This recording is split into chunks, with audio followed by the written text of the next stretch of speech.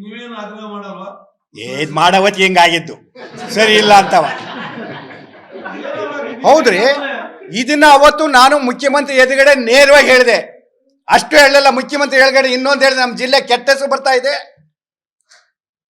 Congress BJP ಸರ್ಕಾರ 40% ಲಂಚ ಅಂತ ಹೇಳಿ ನಾವು ಬಂದ ಗೆದ್ದು ಈಗ ಅದಕ್ಕಿಂತ ಹೆಚ್ಚಾಗಿದೆ, ಸರಿ ಬುದ್ಧಿ ಹೇಳಿ ಅಂದೆ.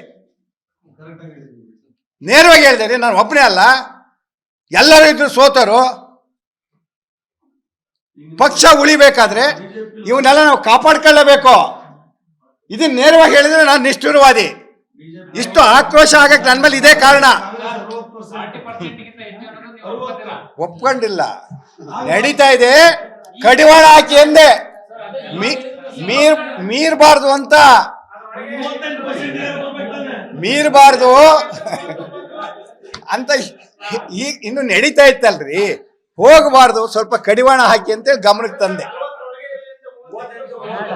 ಅದು ಬೇಡ, ಕಡಿವಾಣ ಹಾಕಿದ ಈಗಲೂ ಒಂದು ಒಳ್ಳೆ ಹೆಸರು ಬರಲಿ ಅಂತೇಳಿ ಹೇಳಿದೆ. ಇಂಥವನ್ನ ನಾನು ನೇರವಾಗಿ ಹೇಳಿದ್ದೀನಿ, ಅದರಿಂದಲೇ ನಾನು ನಿಷ್ಠುರ ಆಯ್ತಾ ಇರೋದು.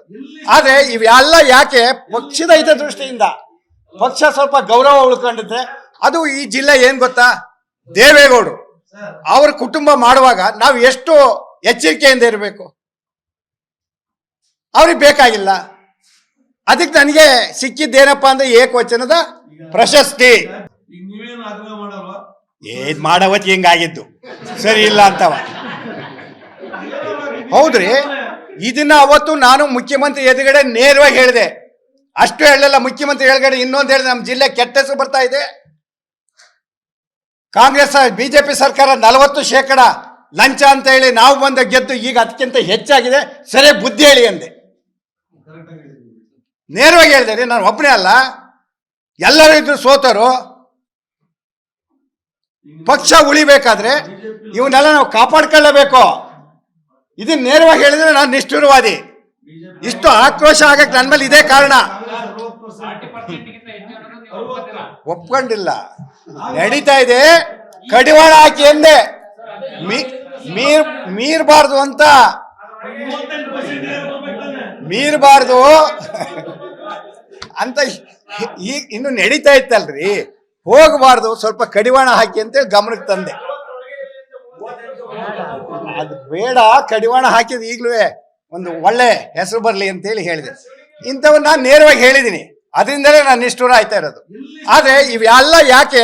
ಪಕ್ಷದ ಹಿತದೃಷ್ಟಿಯಿಂದ ಪಕ್ಷ ಸ್ವಲ್ಪ ಗೌರವ ಉಳ್ಕೊಂಡಿದ್ರೆ.